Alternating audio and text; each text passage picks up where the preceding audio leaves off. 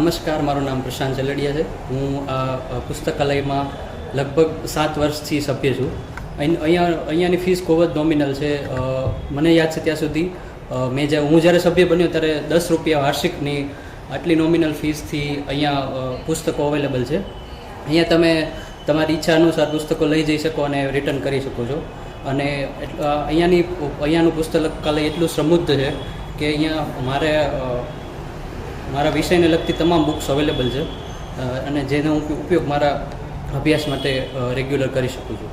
નમસ્કાર, હું કેગડિયા સુમિત. પણ મારા અનુભવથી હું એવું કહું છું કે અહીંયા જે હું હાલ અત્યારે સીટીપીઓ ક્લાસ 2ની તૈયારી કરું છું, તો મારા અહીંયા બધા વિષયના મને પુસ્તકો મળી રહે છે.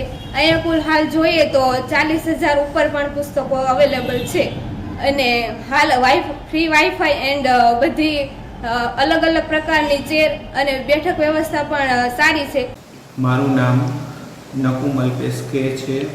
હું સરકારી જિલ્લા પુસ્તકાલય અમરેલીમાં ગ્રંથપાલ તરીકે ફરજ બજાવું છું. આ લાઇબ્રેરી ગાયકવાડ સરકારમાં 1886માં સ્થાપવામાં આવેલી, જેનું ગુજરાત સરકાર દ્વારા 2010માં રીડેવલપમેન્ટ કરવામાં આવેલ.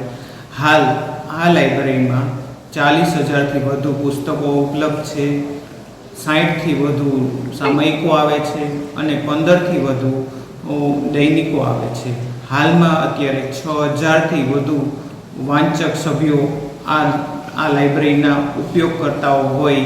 આ લાઇબ્રેરીમાં વાંચન ખંડ, મહિલા વિભાગ, સિનિયર સિટીઝન વિભાગ અને ફ્રી વાઈફાઈની સુવિધા ઉપલબ્ધ હોય.